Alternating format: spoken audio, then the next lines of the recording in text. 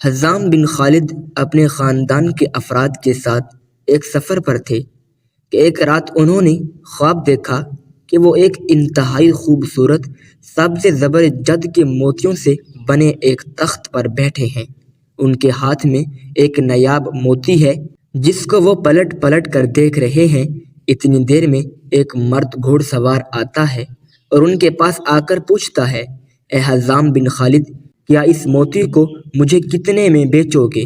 حزام بن خالد کہتے ہیں کہ مجھے اس موتی کی قیمت کا علم ہی نہیں ہے، آپ بتاؤ اس موتی کو کتنے میں خریدو گے؟ گھوڑ سوار کہتا ہے کہ میں بھی تمہاری طرح اس کی قیمت سے ناآشنا ہوں اور مجھے یہ موتی ویسے بھی نایاب ہی لگتا ہے، اس لیے اگر تم مجھے یہ موتی دے دو تو اس کے بدلے میں تمہیں ہمیشہ کی سرداری، مقام و منزلت، شرف و برکت کی ضمانت دیتا ہوں۔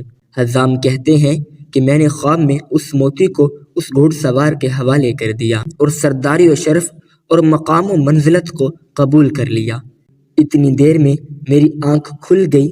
حزام بن خالد نے یہ خواب اپنے قبیلہ بنو قلاب کے معززین کو سنایا تو انہوں نے تعبیر بتائی کہ جلد ہی تمہاری بیٹی، جو کہ ہمارے قبیلہ بنو قلاب کا نایاب موتی ہے، اس کے لیے انتہائی متبرک و عظیم شخصیت کا رشتہ آئے گا، جس کے باعث تمہیں شرف و عزت اور ہمیشگی کی سرداری نصیب ہوگی۔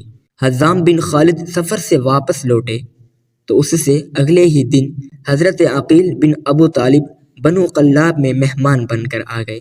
ناظرین گرامی، عرب میں یہ روایت تھی کہ جب بھی کسی بھی قبیلے میں کوئی مہمان آتا تو 2 دن تک اس کی خوب مہمان نوازی اور خدمت کی جاتی، پھر تیسرے دن اس کی آمد کا سبب دریافت کیا جاتا۔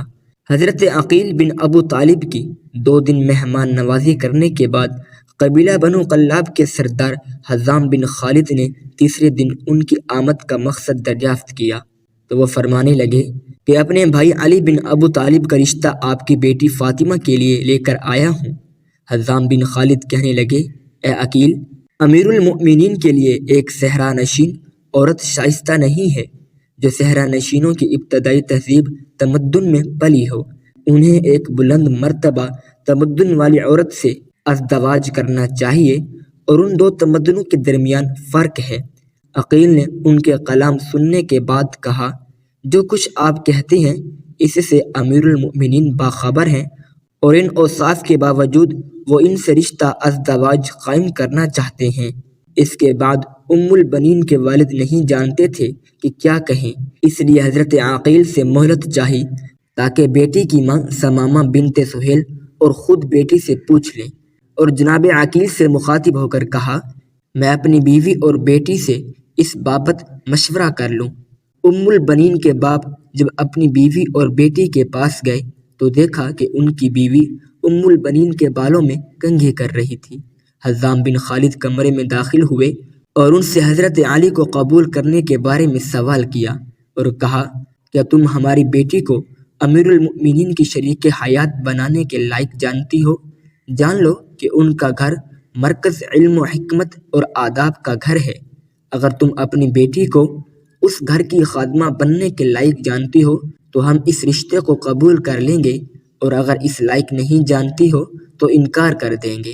ناظرین گرامی، حضرت عقیل علم انصاب کے ماہر تھے، اس لیے دختر رسول حضرت طیبہ طاہرہ فاطمہ سلام اللہ علیہا کے بعد جب حضرت علی شیر خدا نے محسوس کیا کہ بچوں کی دیکھ بھال اور گھرداری کے امور کے لیے ایک عورت کی ضرورت ہے تو آپ نے اپنے ماہر انصاب بھائی حضرت عقیل کو فرمایا، میرے لیے ایک ایسی عورت کا انتخاب کیجیے جو شجاعت اور دلیر مرد عربوں کی نسل سے ہو تاکہ میں اس کے ساتھ شادی کروں اور وہ میرے لیے ایک بہادر اور شاہ سوار بیٹے کو جنم دے لے۔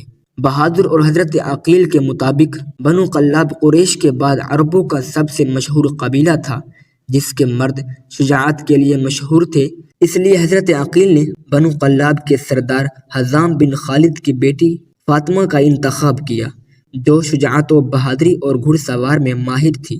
خیر، جب حضرت عقیل نے حزام سے رشتہ مانگا اور حزام نے اپنی بیوی سے پوچھا کہ کیا ہماری بیٹی حضرت علی کے لائق ہے تو ان کی بیوی کہنے لگی، اے حزام، خدا کی قسم میں نے اپنی بیٹی فاطمہ کی تربیت بہتر انداز میں کی ہے، اور یہ ہمارے قبیلے کی سب سے سعادت مند لڑکی ہے۔ بس آپ اسے علی بن ابو طالب کے نکاح میں دے دیجئے۔ سنت رسول صلی اللہ علیہ وسلم کے مطابق نکاح پڑھا گیا۔ بعض مورخین نے اس نکاح کی تاریخ 23 ہجری لکھی ہے۔ نکاح کے فوراً بعد جب حضرت علی فاطمہ بنت حزام کو لے کر گھر آئے تو فاطمہ بنت حزام جو شرافت کا مجسمہ تھی کہنے لگی کہ میں اس وقت تک گھر داخل نہ ہوں گی جب تک مجھے دختر رسول صلی اللہ علیہ وسلم حضرت فاطمہ زہرا کی بڑی بیٹی اجازت نہ دیتے۔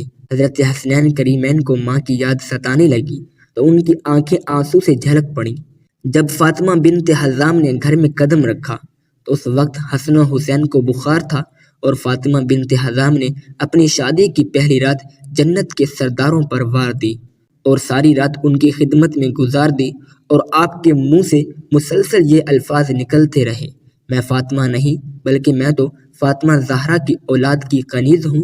حضرت علی شیر خدا جب بھی فاطمہ بنت حزام کو آواز دیتے تو حضرت امام حسن و حسین کی آنکھیں اپنی والدہ کو یاد کر کے غمگین ہو جاتی۔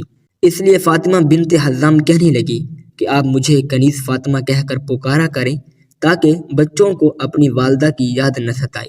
اللہ پاک نے حضرت علی شیر خدا اور فاطمہ بنت حزام کے بطن سے 4 بہادر ثبوت پیدا فرمائے جن کا نام حضرت عباس، حضرت عبداللہ، حضرت جعفر اور حضرت عثمان تھے۔ انہی 4 بیٹوں کی وجہ سے حضرت فاطمہ بنت حزام ام البنین کے لقب سے مشہور ہوئیں۔ حضرت ام البنین نے اپنے یہ 4 بیٹے حضرت امام حسین پر کربلا میں وار دیے اور تمام نے شہادت کا رتبہ پایا۔ آپ نے حضرت امام علی کی شہادت کے بعد جوان ہونے کے باوجود دوسری شادی نہ کی، 20 سال سے زیادہ کی طولانی مدت تک زندہ رہیں۔ آپ کی تاریخ وفات کے بارے میں اختلاف ہے، لیکن مشہور یہی ہے کہ حضرت ام البنین نے 13 جمادی الثانی 64 ہجری کو وفات پائی۔ امید کرتا ہوں کہ آج کی تحریر آپ کو ضرور پسند آئی ہوگی۔ مزید اچھی تحریروں کے لیے ہمارے چینل کو سبسکرائب کریں۔ شکریہ۔ اپنا بہت خیال رکھنا، دعاؤں میں یاد رکھنا۔ اللہ حافظ۔ السلام علیکم ورحمۃ اللہ وبرکاتہ۔